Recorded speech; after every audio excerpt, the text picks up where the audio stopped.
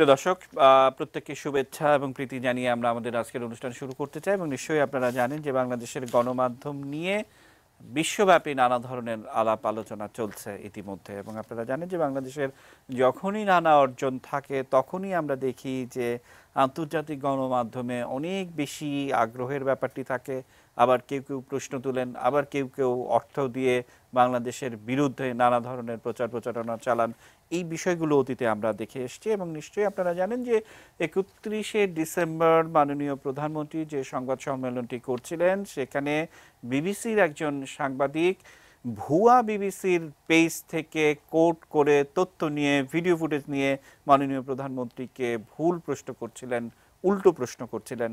একটা video ফুটেজের reference দিচ্ছিলেন, কার্যত সেটি এই নির্বাচন সংশ্লিষ্ট ফুটেজ সেটি ছিল না। কিন্তু তারপরেও বিশ্ব গণমাধ্যম হিসেবে বাংলাদেশের মানুষ কখনো প্রশ্ন করেনি। কিন্তু আমরা সাম্প্রতিক সময়ে আজকে বিশেষ করে নিউ ইয়র্ক টাইমসের একটি প্রতিবেদনের শেষ লাইনে বলা হয়েছে, বাংলাদেশের গণমাধ্যম আসলেই কি স্বাধীন, বা হলেও কতটা স্বাধীন। আমরা সেই প্রশ্ন ধরে একটু কথা বলতে চাই। এবং নিশ্চয়ই আপনারা জানেন যে আজকে ঢাকা শহরের প্রধান শিরোনাম যদি বলি, একজন সাধারণ মানুষ তিনি একটি স্কুটি হারিয়ে ফেলেছিলেন এবং বাংলাদেশের পুলিশ সেটি 14 ঘন্টার মধ্যে উদ্ধার করে তাকে দিয়েছেন। এবং সেটি নিয়ে সামাজিক যোগাযোগ মাধ্যম সহ সব কিছুতে ব্যাপক আলোচনা হচ্ছে। এখন আমি একজন গণমাধ্যম কর্মী হিসেবে আমাকে প্রশ্ন করতে চাই, এই যে শাহনাজ বেগম যিনি ফিরে পেলেন, তিনি যে মন্তব্যটি করলেন, আমরা তাকে কোথায় রাখলাম? বা সেই পুলিশ কর্মকর্তাটি যিনি দ্রুত উদ্ধার করলেন, তাকে আমরা কোথায় রাখবো? যেটি ব্রিটেনেও সম্ভব নয়, মার্কিন যুক্তরাষ্ট্রে তো সম্ভবই নয়, কারণ সেই দেশের মতো একেবারে দ্রুততার সঙ্গে সেটি হলো। তাহলে গণমাধ্যম কর্মী হিসেবে আমরা কি কংগ্রেচুলেট করব না, বা আমরা কি ধন্যবাদ জানাবো না? তো এই সব কথার সূত্র ধরে আমরা আজকে নিউজ আওয়ার এক্সট্রার বিষয় সাজিয়েছি বাংলাদেশের গণমাধ্যম কতটা স্বাধীন। আমাদের সঙ্গে যারা আছেন তাদেরকে একটু পরিচয় করে দিতে চাই। আমরা ডাক, টেলিযোগাযোগ এবং তথ্য প্রযুক্তি মন্ত্রী মোস্তফা জব্বার স্যার, আপনাকে স্বাগত জানাচ্ছি আমাদের আজকের অনুষ্ঠানে। আমরা আমন্ত্রণ জানিয়েছি নির্বাহী সম্পাদক দৈনিক জনকণ্ঠের সদস্য রায়কে এবং সাবেক তথ্য প্রধান এবং গণমাধ্যম বিশেষজ্ঞ ডক্টর গোলাম রহমানকে আমরা পাবো। সদস্য রায়, আপনি তো আছেনই, আমরা মোস্তফা জব্বার আপনাকে দিয়ে শুরু করব। এবং আমরা আমাদের সহকর্মী সাব্বির রহমানের একটি প্রতিবেদন, বিশেষ করে যে কথাটি আমরা বলছিলাম সেই স্কুটি উদ্ধারের, মানে সেটি আমরা দেখব। কিন্তু তার আগে আমি মোস্তফা জব্বার আপনাকে দিয়ে শুরু করতে চাই যে বাংলাদেশের যখন একটা ভালো বিষয় হয় তখন কিন্তু আমরা দেখি এই যে সেই যে সময়ে নানাভাবে বাংলাদেশ বিরোধী অপপ্রচার, বিশেষ করে নিউ ইয়র্ক টাইমসের সেই নিউ ইয়র্ক পোস্টের সেই প্রতিবেদনে বলা হচ্ছে যে বাংলাদেশের স্বাধীন কিংবা নির্বাচন নিয়ে নানান ধরনের অপপ্রচার, কিন্তু কোনো তথ্য প্রমাণ সেখানে হাজির নেই। কিন্তু তারপরও বাংলাদেশের স্বাধীনতা নিয়ে বা গণমাধ্যমের স্বাধীনতা নিয়ে প্রশ্ন উঠেছে। আপনি কিভাবে দেখেন? প্রণব, এটি আমাদের জন্য নতুন কোনো অভিজ্ঞতা না। আমরা যখন ৭১ সালে মুক্তিযুদ্ধ করেছি তখন আমাদেরকে চিহ্নিত করা হয়েছিল ভারতীয় দুষ্কৃতিকারী হিসেবে, এবং আন্তর্জাতিক গণমাধ্যমের একটি বড় অংশ এটি প্রমাণ করার চেষ্টা করছিল যে আমরা একটা বিচ্ছিন্নতাবাদী আন্দোলন করছি। এবং সেই আন্দোলনের প্রেক্ষিতে মোটামুটিভাবে ধারণা তৈরি করে দেওয়া হয়েছিল, নানা ধরনের অপপ্রচারগুলো করা হয়েছে। বাংলাদেশ যখন স্বাধীন হয়েছে, আমি খুব অতীতের কথা যাব না, খুব সাম্প্রতিক কালের কথাই যদি আমি বলি, তাহলে আমাদের খুব বেশি দূরে যেতে হবে না। ১৩ সালের কাহিনী যদি আমরা দেখি, তাহলে আমরা দেখেছি কি ঘটনা ঘটেছে। আমরা যদি কিছুদিন আগের জিকাতলার ঘটনার দিকে দেখি, তাহলে আমরা বুঝতে পারবো কি ঘটনা ঘটেছে। আমরা রামুর দিকে তাকালে দেখতে পাবো, নাসিরনগরের দিকে তাকালে দেখতে পাবো, বগুড়ার দিকে সাইদিরে চাঁদে দেখার ঘটনার মতো এই ধরনের অপপ্রচার এবং যেই ধরনের জঘন্য কাণ্ডগুলো করা হয়েছে, এগুলোর পেছনেও কিন্তু আমাদের আন্তর্জাতিক গণমাধ্যম থেকে আমাদের দেশের কোনো কোনো গণমাধ্যম পর্যন্ত যুক্ত রয়েছে। কিন্তু বাস্তবতা যেটি, সেই বাস্তবতাটা হচ্ছে বাংলাদেশ এখন পৃথিবীর কাছে অনুকরণীয় একটি দৃষ্টান্ত হতে পারে অনেকগুলো ক্ষেত্রে। আমরা যেহেতু আজকে গণমাধ্যম নিয়ে কথা বলছি, এই জায়গাটার ক্ষেত্রেই বলি, বাংলাদেশের কোনো টেলিভিশনের পর্দায় যদি কেউ তাকায়, তাহলে আমি তো দেখি না কোনো জায়গাতে সরকারের সমালোচনা কিংবা যত আকারের মোস্তফা জব্বার বক্তব্য আছে। সরকারের সমালোচনার কথা একটু ধরি, মানে বিষয়টি এরকম, মাননীয় প্রধানমন্ত্রী সংবাদ সম্মেলন করছেন, বিবিসির সাংবাদিক বলছেন যে বিবিসির ওয়েব পেজে একটি ভিডিও ফুটেজ আছে যে ভোট এরকম একটি বিষয়, এবং দেখা গেল যে সেই পেজটি ভুয়া, যে ভিডিও ফুটেজটির কথা বলছেন সেই ভিডিও ফুটেজটিও ভুয়া, এবং তারা একটা বিদেশি সাংবাদিক, বিবিসি সাংবাদিক।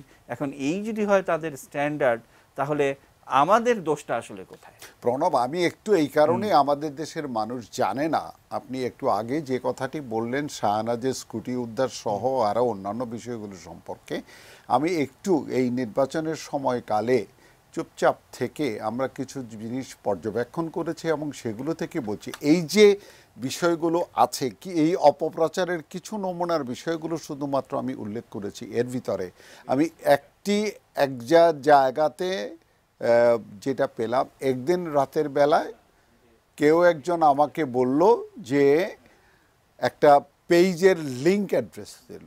আমি লিঙ্কটাতে ক্লিক করার পরে দেখতে পেলাম এটি বাংলাদেশ সেনাবাহিনীর পেজ। বাংলাদেশ সেনাবাহিনীর প্রতীক, বাংলাদেশ সেনাবাহিনীর ছবি, বাংলাদেশ সেনাবাহিনীর প্যারেডের ছবি থেকে শুরু করে সমস্ত কিছু দেওয়া আছে, এবং প্রথম দিয়ে একটা কমেন্টস বেশ সুন্দর।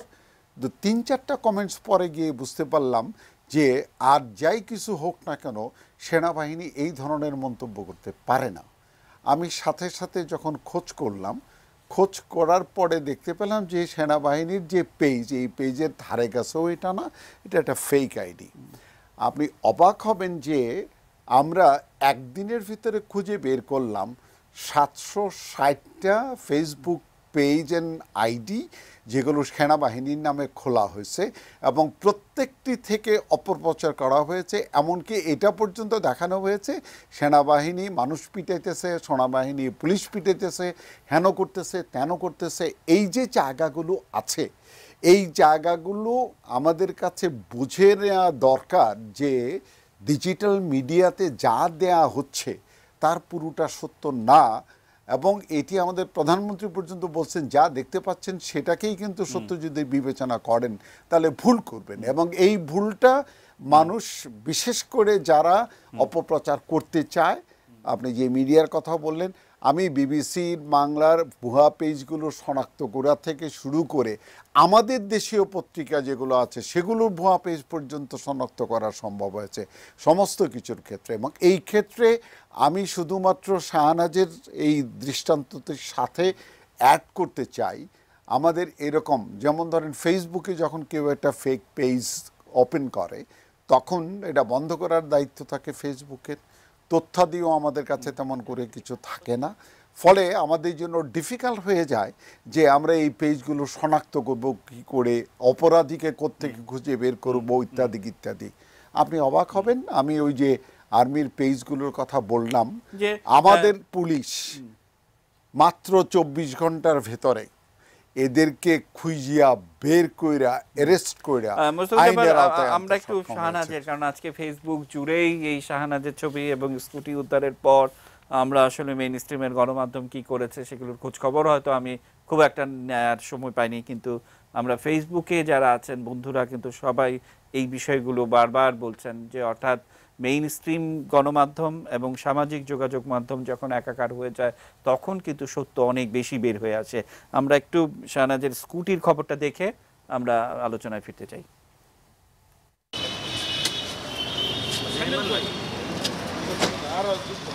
14 ঘন্টা পর ঠিক এতটাই নির্ভার, চিন্তামুক্ত শাহনাজের দেখা মিলল, কারণ অবশেষে পুলিশ উদ্ধার করেছে তার জীবিকা নির্বাহের একমাত্র সম্বল, ঋণ করে কেনা স্কুটিটি। 2 সন্তান আর পরিবারের খরচ চালাতে অ্যাপস ভিত্তিক রাইড শেয়ারের মাধ্যমে স্কুটি চালাতেন শাহনাজ, কিন্তু তাকে প্রতারণার ফাঁদে ফেলে তার সামনেই স্কুটিটি নিয়ে যায় জুবায়ের ওরফে জনি। শ্যামলী বাস স্ট্যান্ডে পরিচয় হয়েছিল, তার সঙ্গে ওনাকে কথা দেয় যে ওনার একটা পার্মানেন্ট প্যাসেঞ্জার আনা নেওয়ার এটি বন্দোবস্ত উনি করে দেবেন। যথারীতি উনি তাকে বিশ্বাস করেন।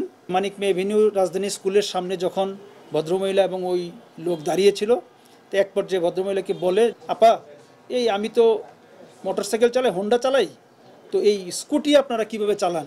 এটা তো আমি বুঝি না, আমাকে একটু দেখাবেন কিভাবে স্কুটি চালান।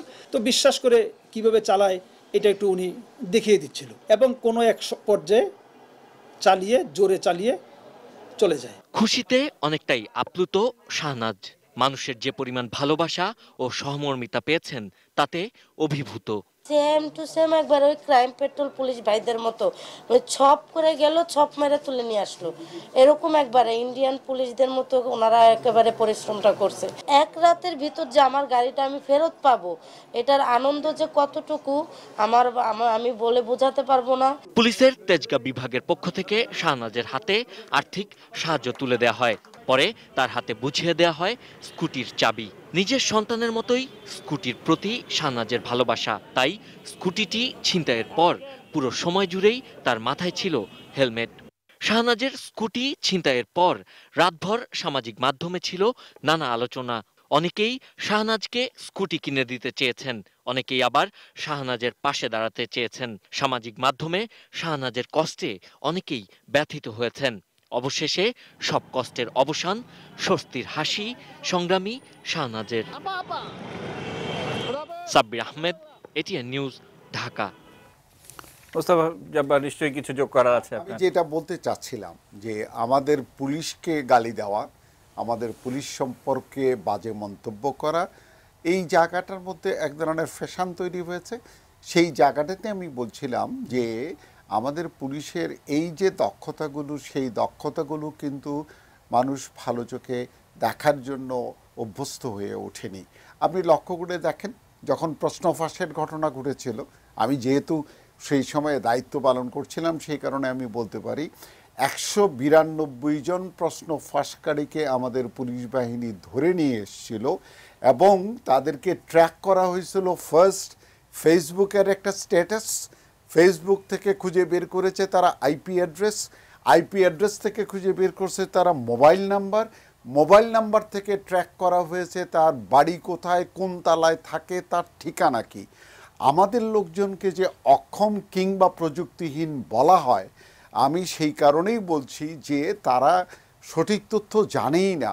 আজকের বাংলাদেশে প্রতিদিন ডিজিটাইজেশন হচ্ছে, প্রতিদিন ডিজিটাল পরিধিটা বড় হচ্ছে, বিপুল পরিমাণ মানুষ প্রতিদিন ডিজিটাল জগতে যুক্ত হচ্ছে।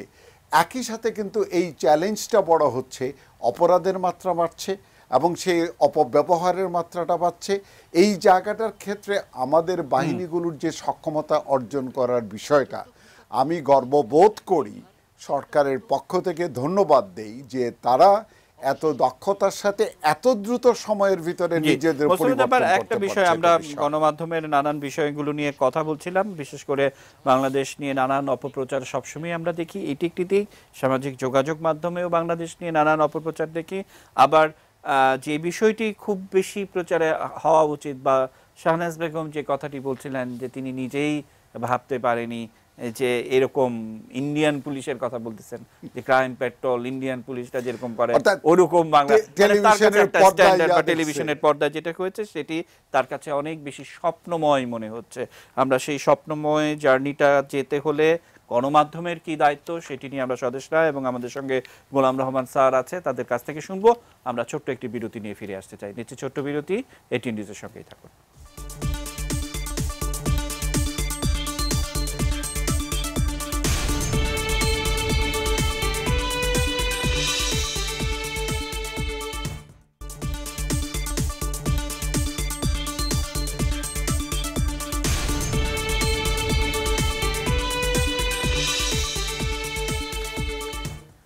দর্শক, বিরতির আবার আমন্ত্রণ জানাচ্ছি। দেখছেন এটিএন নিউজ এবং আমরা রয়েছে নিউজ আওয়ার এক্সট্রার মধ্যে। আমরা বলছি আমাদের আজকের বিষয় কতটা স্বাধীন আমরা, আমাদের গণমাধ্যম, আমাদের পুলিশ নিয়ে যে কথা নানাভাবে আমরা দেখি, সেটি সবকিছু মিলে আমরা সদস্যের কাছে যেতে চাই। সদস্য যে কথা বলছিলাম যে আসলে বাংলাদেশের নিয়ে অপপ্রচার যেন কিছুতেই পিছু ছাড়ছে না, বা সেই নিউ ইয়র্ক টাইমসের সূত্র ধরে তারা বলছেন বাংলাদেশের গণমাধ্যম আসলেই কি স্বাধীন, এরকম একটি প্রশ্ন রেখেছেন। সেই প্রশ্নটি আপনার দিকে চুড়ে দিতে চাই সদস্য। আসলে বিষয় হচ্ছে কি, নিউ ইয়র্ক টাইমসে যে এডিটোরিয়ালটা লেখা হয়েছে, এখানে নিউ ইয়র্ক টাইমস বাংলাদেশের ডেভেলপমেন্টের যে কথাগুলো বলেছে, এগুলো হচ্ছে তথ্য নির্ভর।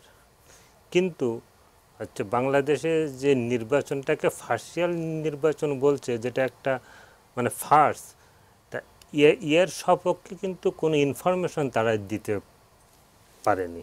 হ্যাঁ, এবং আর শেষে যে কথাটা বলেছে বাংলাদেশের গণমাধ্যম কতটা স্বাধীন, আমার তো এখানটাতে আমি নিউ ইয়র্ক টাইমসের এই হচ্ছে যেদিনই নিউ ইয়র্ক টাইমসের এইটে বাংলা অনুবাদ হচ্ছে প্রথম আলোতে ছাপা হয়েছে হচ্ছে ব্যাক পেজে, মানে ছাপা হওয়ার পরের দিন অর্থাৎ আজকে, ওই দিনই কিন্তু প্রথম আলোর ফার্স্ট পেজে একটা নিউজ আছে, টিআইবির একটা নিউজ যে রাতে ভোট কেন্দ্রে সিল মারা হয়েছে, মানে 50টি আসনের মধ্যে 33টি আসনে রাতে সিল মারা হয়েছে।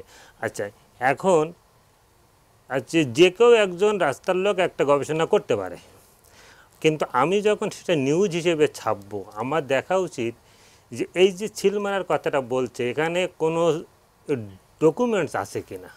হ্যাঁ, আচ্ছা, নইলে একটা লোক বলে দিল যে এই যে আমার পাশে একজন মন্ত্রী মহোদয় আছেন যে উনি 50,000 কোটি টাকা দুর্নীতি করেছেন, উনি বললেন আমি একজন সংবাদপত্র বা আমি যে কোনো একটা মিডিয়া, টেলিভিশন বা রেডিও, আমি এটা প্রচার করার আগে আমার কিন্তু একটা দায়িত্ব আছে যে এর সপক্ষে কোনো যুক্তি আছে কিনা, কারণ ওটা একটা অভিযোগ কখনোই কিন্তু নিউজ না।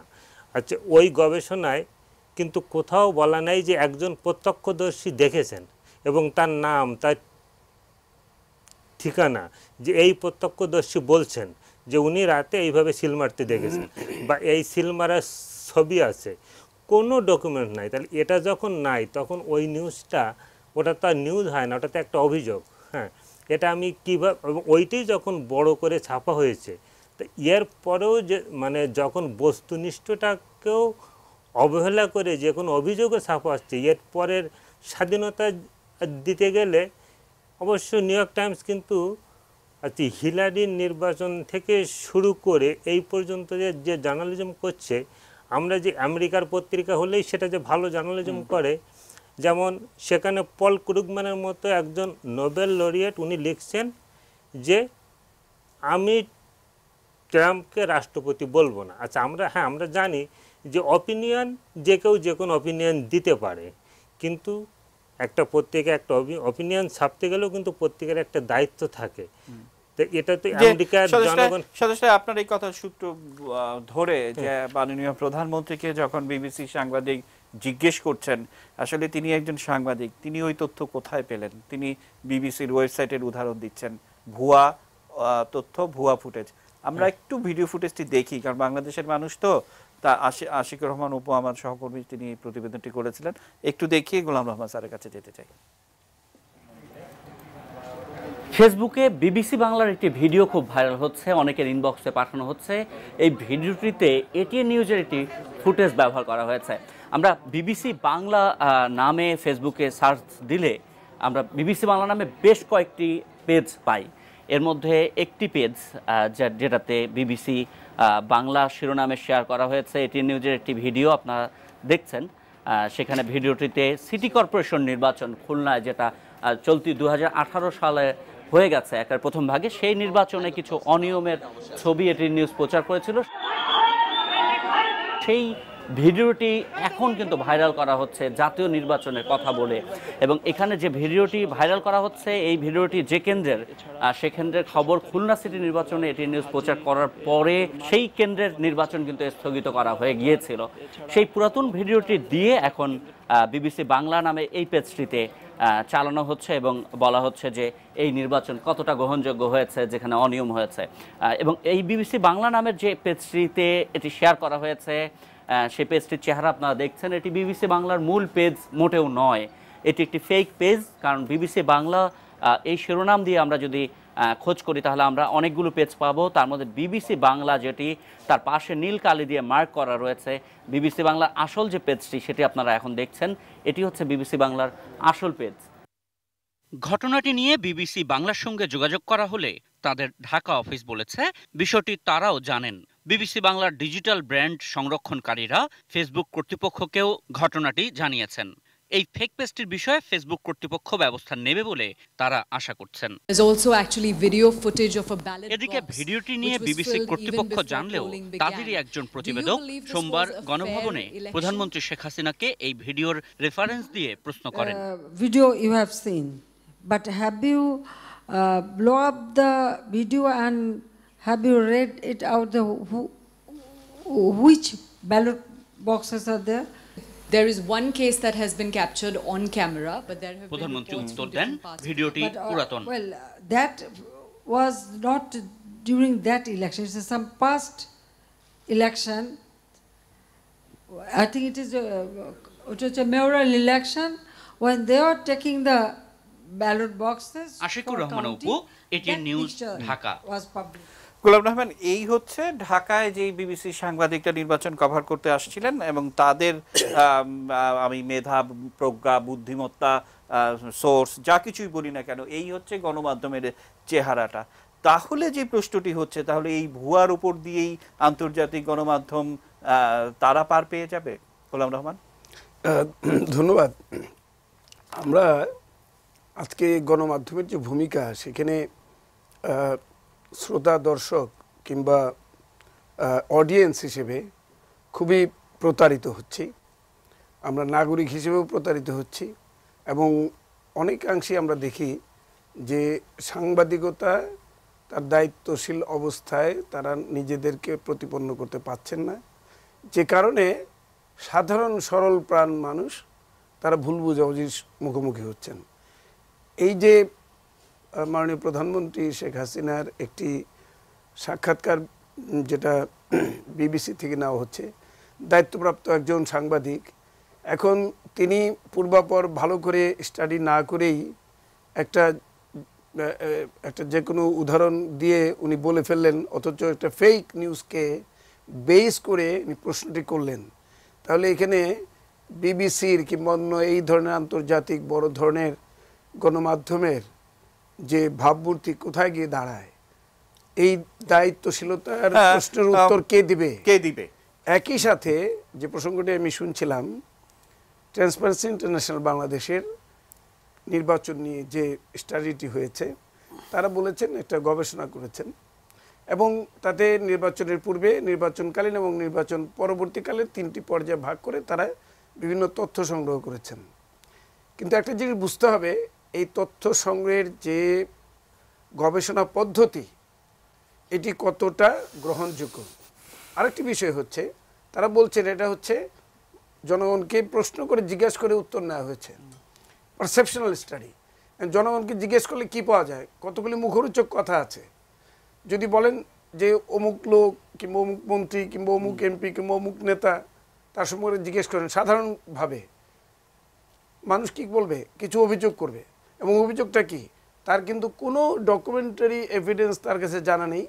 একটা এমনভাবে মন্তব্য করবে যে মনে হবে যে শত শত হাজার হাজার কোটি টাকা লুটপাট হয়ে গেছে। বিষয়টা এরকম, যে কোনো যদি দুর্নীতির কথা বলা হয়, এটা ওভার জেনারেলাইজড ফর্মে মানুষ মন্তব্য করে থাকে। এখন যদি ওই পারসেপশনের উপর ভিত্তি করে আমাকে একটা ডিসিশন দিতে হয়, একটা গবেষণা লব্ধ ফলাফল বলতে হয়, এটা কি সঠিক হবে? মোটেই সঠিক হবে মানে সেটা যেমন সঠিক হবে না। আমাদের প্রশ্ন হচ্ছে যে এইভাবে যে গবেষণার কথা বলে একটা পারসেপশনাল স্টাডিকে এমনভাবে উপস্থাপন করা হচ্ছে এবং গণমাধ্যম সেগুলো গিলে খাচ্ছে এই জন্যে যে তারা তো আর সেটা নিয়ে কোনো প্রশ্ন করছে না। নির্বাচনের ঠিক আগে আগে গণমাধ্যম সিপিডির একটি সংবাদ সম্মেলন, যে আর্থিক ক্ষেত্রে কি কি দুর্নীতি হয়েছে, কি কি অর্থ লোপাট হয়েছে, এরকম একটি সংবাদ সম্মেলন আমরা দেখলাম। এবং সেটির উদ্দেশ্য কি ছিল? ঠিকই কোনো গবেষক যদি হয়তো গবেষণা করে তাহলে হয়তো জানতে পারবে। আবার অন্যদিকে এই যে ট্রান্সপারেন্সি ইন্টারন্যাশনালের এই গবেষণাটি হয়েছে, সেখানে কারা অর্থ দিয়ে সহযোগিতা করেছে, কারা এই গবেষণার পয়সা দিয়েছে, গণমাধ্যম কর্মী হিসেবে আমরাও কিন্তু তার কিছুটা খোঁজখবর জানি এবং আমরাও হয়তো ভবিষ্যতে সেগুলোর গবেষণা আবারও যদি একটা চালাই, তাহলেও কিন্তু অনেক প্রশ্নের উত্তর বেরিয়ে আসবে। স্বদেশটায় আপনার কাছেও আসবো এবং মোস্তফা জব্বার আপনার কাছে আসবো। যেমনটা আপনি শুরুতে বলছিলেন যে আসলে বাংলাদেশের সেনাবাহিনীর ওয়েব পেজ খুলে একটা গোষ্ঠী বসেই আছে অপপ্রচারের জন্য, আবার হেন ধরনের কোনো অপপ্রচার নেই যেটি করলো না। তাহলে এই অপপ্রচারেই কি আমাদের অর্জন ম্লান হয়ে যাবে মোস্তফা জব্বার?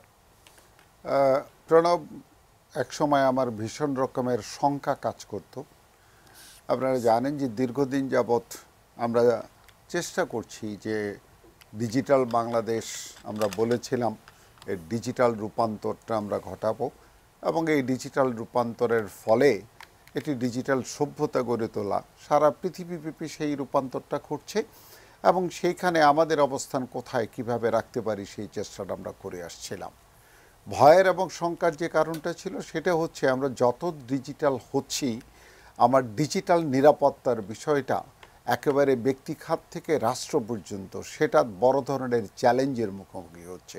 এটা আমাদের কেবল না, সারা দুনিয়ারই একটা ফেনোমেনন এবং তারই অংশ হিসেবে আমাদের জন্য বিষয়টি জটিল ছিল এই কারণে যে আমরা ডিজিটাল প্রযুক্তি গ্রহণ করছি, বাট অপরাধ দমন করার জন্য যেই প্রযুক্তি গ্রহণ করা দরকার সেইটা ঠিক সেইভাবে গ্রহণ করতে পারিনি।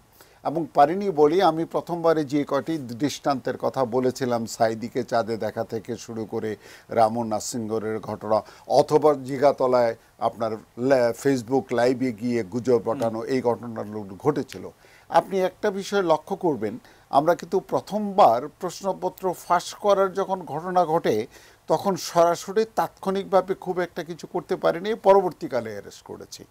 কিন্তু এইবার যখন নির্বাচন হয়েছে, এই নির্বাচনের সময় কিন্তু একটা বড় ধরনের আশঙ্কা কাজ করছিল, এটা খুব যুক্তিসঙ্গত কাজ করছিল যে এই নির্বাচন সংক্রান্ত অপপ্রচার, গুজব রটানো এবং এটিকে ভণ্ডুল করার জন্য যত ধরনের অপপ্রচার করা যায় তার চেষ্টা করা হবে এবং এই চেষ্টা কিন্তু করা হয়েছে। এটি সুখবর। আমি সত্যিকার অর্থেই ধন্যবাদ দিতে চাই, যে কারণে আপনি শাহনাজের স্কুটি উদ্ধারের জন্য আমাদের পুলিশকে ধন্যবাদ দিয়েছেন। আমি আমাদের সকল বাহিনীগুলোকে যারা পার্টিকুলারলি ডিজিটাল মিডিয়াতে কাজ করেছে তাদেরকে ধন্যবাদ দিতে চাই যে তারা অসংখ্য ধন্যবাদ। আমি স্বদেশটার কাছে যাব। স্বদেশটা একটা বিষয় যে আমরা বিশ্বব্যাপী রাজনীতির যে চেহারাটি দেখি কিংবা আমরা খুব হিসেব নিকেশ করে অন্য দেশের গণমাধ্যমের সঙ্গেও যদি আমরা তুলনা করি, কিন্তু বাংলাদেশ এমন একটি দল যে নির্বাচন হবে সেই সময়টিকে সবাই একটু ব্যস্ত থাকবে, এই সুযোগে কোনো না কোনো চালের ব্যবসায়ী চালের দামটি বাড়াবে।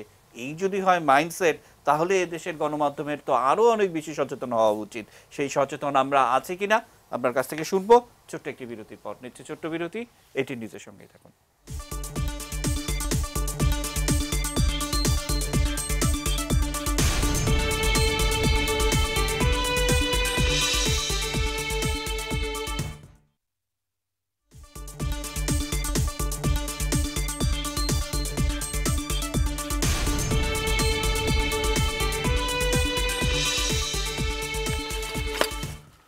প্রিয় দর্শক, বিরতির পর আবার আমন্ত্রণ জানাচ্ছি, দেখছেন এটি নিউজ আওয়ার এক্সট্রার মধ্যে আমরা রয়েছি। স্বদেশ রায়, আপনার কাছে প্রশ্ন ছিল যে দেশে মানুষ ওত পেতে বসে থাকে, অর্থাৎ নির্বাচনের সহিংস ঘটনা ঘটবে, তারপর বেশ কয়েকদিন হরতাল হবে, অগ্নিসন্ত্রাস হবে, ইত্যাদি ইত্যাদি হবে। এই সুযোগকে কাজে লাগিয়ে চালের দামটা কিভাবে অস্থিতিশীল করা যায়, বাড়ানো যায়, সেই দেশে গণমাধ্যম আরও বেশি দায়িত্বশীলতা মানুষ আশা করে। আপনি কি বলবেন? আসলে এখানে দুটো বিষয়, একটা হচ্ছে নির্বাচনের পরে সহিংসতা, আর একটা হচ্ছে গণমাধ্যমের দায়িত্বশীলতা। আমি প্রথমেই নির্বাচনের পরে সহিংসতার কথায় যাই। আসলে 1973 সালের নির্বাচনের পরে বাংলাদেশে এই প্রথম একটা নির্বাচন হলো, যে নির্বাচনের পরে কোনোরূপ কোনো সহিংসতা হয়নি। এবং হচ্ছে নির্বাচনের দিন নির্বাচন কমিশনের বলা ছিল যে রাত 12টা পর্যন্ত গাড়ি চলবে না। আমি রাত 8টার সময় যখন দেখেছি যে মানে একটা দল বিজয়ী হচ্ছে এবং এটা মোটামুটি নিশ্চিত হয়ে গেছে, আচ্ছা, তখন আমি রাস্তায় নেমে দেখেছি যে রাস্তায় প্রচুর দামি গাড়ি, বাস এগুলো নেমে গেছে, কারণ মানুষের আস্থা। আচ্ছা, ওটা গেল ভিন্ন বিষয়। মানে এই প্রথম কোনো নির্বাচনে কোনো সহিংসতা হয়নি। তাই যারা চালের দাম বাড়িয়েছে তারা তো ব্যবসায়ী, তারা মুনাফাখোর। আচ্ছা, এবং তারা কিন্তু অতীতের নির্বাচনগুলো হিসেব করেছে। বাংলাদেশ যে গণতন্ত্রের পথে হেঁটে এই যে এখানটাতে পৌঁছেছে এটা কিন্তু তারা চিন্তা করেনি। আর দুই, আমাদের দায়িত্ব ছিল কোথায়? আমরা গণমাধ্যমের মানুষ হিসেবে আমাদের যেটা দায়িত্ব ছিল, প্রথম দিন আমরা যে হঠাৎ করে বলে দিলাম যে গতকাল আপনার যানবাহন বন্ধ থাকার কারণে চালের দাম বেড়ে গেছে, এই কথাটা আমাদের বলাটা এইটা কিন্তু আমাদের একটা দায়িত্বহীন সাংবাদিকতা। কারণ আমাদেরকে খোঁজ নিতে হতো যে ঢাকার যে সমস্ত আড়তগুলোতে চালের মজুদ কি পরিমাণ আছে এবং একদিন চাল না আসলে কোনো বাজারে কোনো টান পড়ে কিনা, মোট কত দিনের চাল মজুদ থাকলে এবং কতদিন যানবাহন বন্ধ থাকলে তারপরে খোলা বাজারে বা মানে খুচরা বাজারে টান পড়বে, এইগুলো হিসাব করেই কিন্তু সাংবাদিকতা করতে হয়। এবং আর যে আর এগুলোতে চাল উৎপাদনকারী যে স্থানগুলো থেকে এই দামটা বাড়ানো হলো, ওখানকার যে ব্যবসায়ীরা ওরা দাম বাড়িয়েছে কিনা ওটাও কিন্তু ওই লোকালি খোঁজ নেওয়া দরকার ছিল। আসলে কোনো রিপোর্ট, আপনিও একজন মানে মানে মিডিয়ার মানুষ, আপনি জানেন কোনো রিপোর্ট কিন্তু এক সাইড দিয়ে একটুখানি খোঁজ নিয়ে ওইটাকে রিপোর্ট হিসেবে বলা যায় না, এটাকে পরিপূর্ণভাবে করতে এবং তার কিছু মেথডিক্যাল একটা বিষয় আছে।